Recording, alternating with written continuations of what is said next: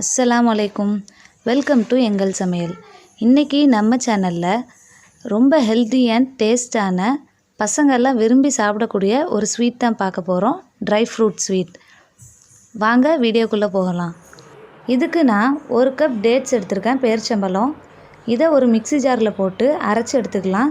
ரொம்ப அரைக்கக்கூடாது, கொரகொரன்னு அரைச்சி எடுத்துக்கலாம்.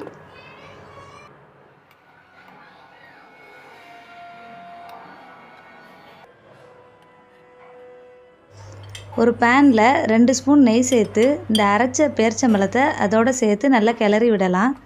கிளற அது நல்லா சாஃப்டாயிரும். 2 நிமிஷம் அதை நல்லா கிளறி விட்டால் போதும், சாஃப்டாயிரும்.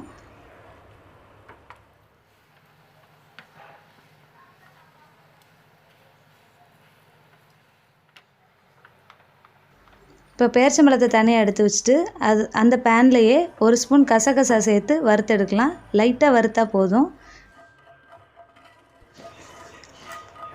இப்போ அதே பேனில் 2 ஸ்பூன் நெய் ஊற்றி 1/2 கப் முந்திரி, 1/2 கப் பாதாம், 1/2 கப் பிஸ்தாவை சின்னதாக உடச்சி போட்டு 2 நிமிஷம் வறுத்துக்கணும். சில குழந்தைங்க ட்ரை ஃப்ரூட்ஸ் விரும்பி சாப்பிட மாட்டாங்க.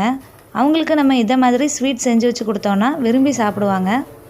பெரியவங்களுக்கும் இது ரொம்ப பிடிக்கும். 2 நிமிஷம் வறுத்ததுக்கப்புறம் பேரிச்சம்பழத்தையும் இதோடு சேர்த்து எல்லாத்தையும் ஒன்றா மிக்ஸ் பண்ணிடலாம். எல்லாம் நல்லா மிக்ஸ் ஆனதுக்கப்புறம் ஸ்டவ்வை ஆஃப் பண்ணிடலாம்.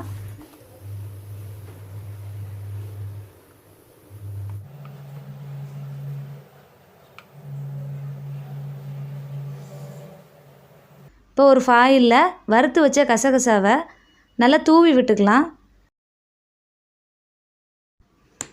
இந்த பேரிச்சம்பழ மிக்ஸை ரொம்ப ஆற விட்டுறக்கூடாது. ஒரு மிதமான சூடில் இருக்கும் போதே நல்ல சிலிண்டர் ஷேப்பில் உருட்டி வச்சுட்டு இப்போ இந்த ஃபாயிலில் வச்சு இதை மாதிரி சுற்றி எடுத்துக்கலாம்.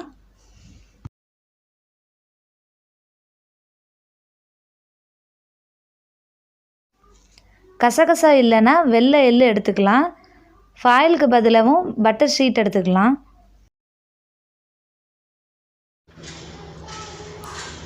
இதை இப்படி நல்லா ரோல் பண்ணிவிட்டு ஃப்ரீசரில் கொஞ்சம் நேரம் வச்சு எடுத்துகிட்டு நம்ம கட் பண்ணோன்னா கட் பண்ணுறதுக்கு வசதியாக இருக்கும். இதை கட் பண்ண வேண்டாம் அப்படின்னு நினச்சிங்கன்னா அப்படியே அந்த கசகசாவில் உருட்டிட்டு சின்ன உருண்டையாக பிடிச்சி வச்சு சாப்பிடலாம். ஒரு ஏர்டைட் கண்டெய்னரில் போட்டு வச்சோன்னா 2 வீக்ஸ் வரைக்கும் கெட்டு போகாமல் அப்படியே இருக்கும். இப்போ இதை இந்த மாதிரி கட் பண்ணி எடுத்துக்கலாம். ரொம்ப ஈஸியான ஒரு ஹெல்தி ஸ்நாக்ஸ் ரெடி ஆயிடுச்சு.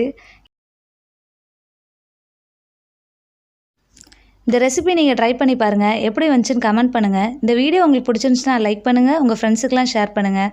இது வரைக்கும் எங்கள் சேனலை சப்ஸ்கிரைப் பண்ணாதவங்க சப்ஸ்கிரைப் பண்ணிடுங்க. தேங்க்ஸ் ஃபார் வாட்சிங்.